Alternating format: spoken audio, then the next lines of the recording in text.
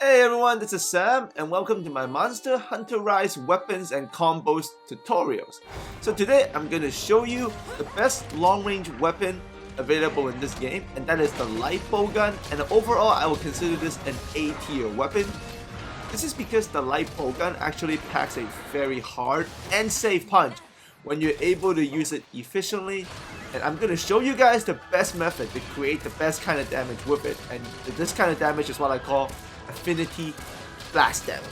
So if you would like to see more Monster Hunter Rise weapons and monster fighting tutorials, you can click on the card above or the playlist in the link in the description below for all the videos I've made in this game all year. And also feel free to add SamFam, my gamertag, to play multiplayer together in the hubs.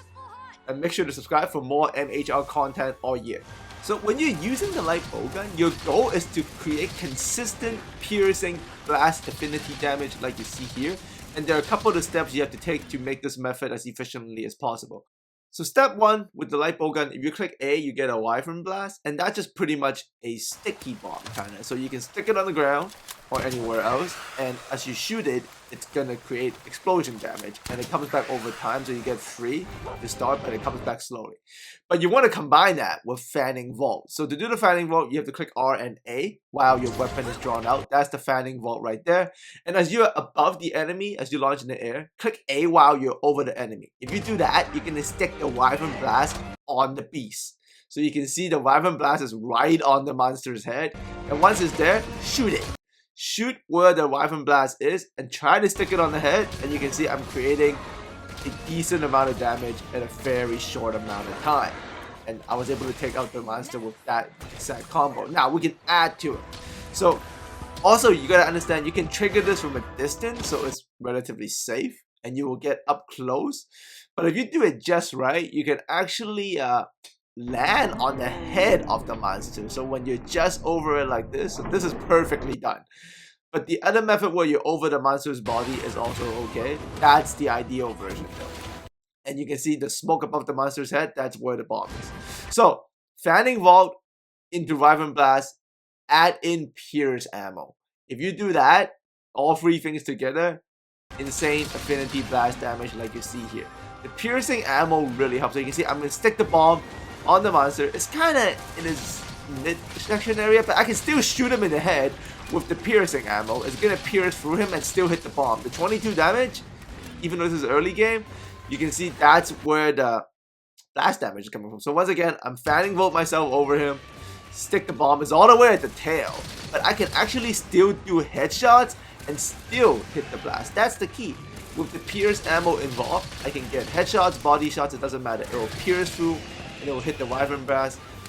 This fanning vault with the wyvern blast and the piercing ammo, that's what's going to take your light bowgun play to the next level, because you can do this quite often because the cooldowns are relatively fast enough and the damage is devastating and you can do it consistently. But obviously you're going to need a lot of piercing ammo to do this, so make sure you go to your crafting list in your room, or you can just click plus on your controller and go to your crafting list and just learn how to make as much pierce ammo as possible like you see me do there. You can even make level 2 and level 3. And also when you do armor, make sure you get the critical eye skill so you can have as much affinity as possible, which is your critical damage. And don't forget, because the cooldown on the fanning vault is so fast, you can actually use it as a way to maneuver around to better position so you can shoot, because you might not always have all of your wyvern blast available and you might not always be in the ideal position to launch it. So when you are though, like I was there, launch it. But if you're not, you can still use that skill to maneuver because you can't guard with the light bowgun. But so this is a true two-way skill that you can use it for offense and defense. Great silkback skill. So as you are mastering the light bowgun, do not be afraid to waste or just use a wire buck just to get around. And then get comfortable with the fanning vault, and then make sure you keep your piercing ammo. If you do run out though, you could go to other types of ammo like I am just using normal and I'm still shooting at the wyvern blast. It still works quite well. And obviously you can also switch to your cluster bomb and you do the fanning vault. You can actually shoot the cluster bomb way faster. That's all the time it takes. And you barely have to aim. You see right there? Normally with a cluster bomb, you have to aim quite a long time. And if you do happen to knock down the enemy and you have a wyvern blast with you, you can just stick it on the ground right in front of them and just shoot him in the head.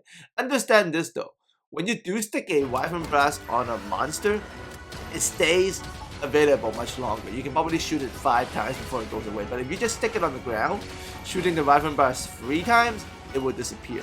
So it does add up to 2 extra shots, but sometimes it is much faster to just stick it on the ground, because especially if you have 2 and they're down and the damage is still pretty severe, so that's a balance you have to make yourself. But overall, in terms of weapon tier and weaknesses about the light bowgun, I would say it is truly an A tier weapon. It's not an S tier like the hunting horn, like I showed you in the previous video. This is because you're gonna be great with a light bowgun, but your teammates or even your buddies, they are not really receiving any buffs from you like a hunting horn. But still, the fact that you can destroy monsters by, you know, never engaging with any type of melee hit ever, or being anything relatively close, at least not close on the ground, because if fighting mode you're close but you're in the air, so you're safe.